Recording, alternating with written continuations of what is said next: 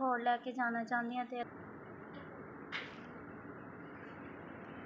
अस्सलामुअलैकुम भाई, मेरा नाम आसिया, मेरे 2 बच्चे ने। ਵੱਡੀ ਹੈ ਇਹ ਟਾਈਫਾਇਡ ਦੀ ਮਰੀਜ਼ ਹੈ। ਇਹਦੀਆਂ ਲੱਤਾਂ ਬਿਲਕੁਲ ਕੰਮ ਨਹੀਂ ਕਰਦੀਆਂ, ਇਹਦੀ ਕਮਰ 'ਚ ਫੋੜਾ ਹੈ ਅਤੇ ਜਿਸ ਵਜ੍ਹਾ ਤੋਂ ਮੈਂ ਇਹਨੂੰ ਹੋਸਪਿਟਲ ਲੈ ਕੇ ਜਾਂਦੀ ਹਾਂ। ਅਤੇ ਅਸੀਂ ਕਿਰਾਏ ਦੇ ਮਕਾਨ 'ਚ ਰਹਿੰਦੇ ਹਾਂ ਅਤੇ ਮੇਰਾ ਬੰਦਾ ਰਿਕਸ਼ਾ ਚਲਾਉਂਦਾ ਹੈ, ਜਿਹਦੀ ਵਜ੍ਹਾ ਤੋਂ ਸਾਡਾ ਕਾਰੋਬਾਰ ਯਾਨੀ ਕਿ ਨਹੀਂ ਸਹੀ ਚੱਲਦਾ। ਅਤੇ ਮੇਰਾ ਬੰਦਾ 2 ਘੰਟੇ ਰਿਕਸ਼ਾ ਚਲਾਉਂਦਾ ਅਤੇ ਉਹਦੇ ਨਾਲ ਰੋਟੀ ਪਾਣੀ ਚੱਲਦਾ ਹੈ। ਅਤੇ ਮੈਂ ਕਿਸੇ ਮੁਸੀਬਤ ਦਾ ਇੰਤਜ਼ਾਰ ਕਰ ਰਹੀ ਹਾਂ ਕਿ ਮੈਂ ਆਪਣੀ ਬੱਚੀ ਨੂੰ ਹੋਸਪਿਟਲ ਲੈ ਕੇ ਜਾਵਾਂ ਅਤੇ ਇਹਨੂੰ ਚੈੱਕ ਕਰਵਾਵਾਂ।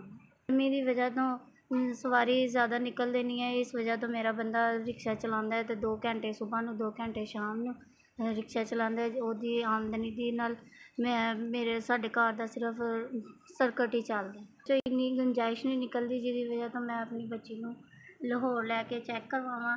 ਅਤੇ ਇਸ ਵਜ੍ਹਾ ਤੋਂ ਮੈਂ ਕਿਸੇ ਮੁਸੀਬਤ ਦਾ ਇੰਤਜ਼ਾਰ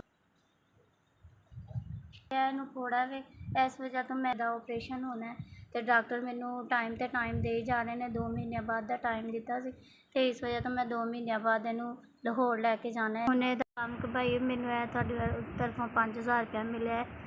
ਮੈਂ ਆਪਣੀ ਬੱਚੀ ਦਾ ਇਲਾਜ ਕਰਵਾਉਣਾ ਹੈ ਅਤੇ ਤੁਹਾਡੀਆਂ ਸਾਰੀਆਂ ਪਰੇਸ਼ਾਨੀਆਂ, ਮੁਸ਼ਕਿਲਾਂ, ਹਾਜਤਾਂ ਦੂਰ ਕਰੇ ਅਤੇ ਅੱਲਾ ਤੁਹਾਨੂੰ ਹਮੇਸ਼ਾ ਖੁਸ਼ ਰੱਖੇ। ਅੱਲਾ ਤੁਹਾਡੇ ਮਾਂ ਬਾਪ ਨੂੰ ਖੁਸ਼ ਰੱਖੇ, ਉਹਨਾਂ ਦੀਆਂ ਸਾਰੀਆਂ ਪਰੇਸ਼ਾਨੀਆਂ ਦੂਰ ਕਰੇ। ਜਿੱਥੇ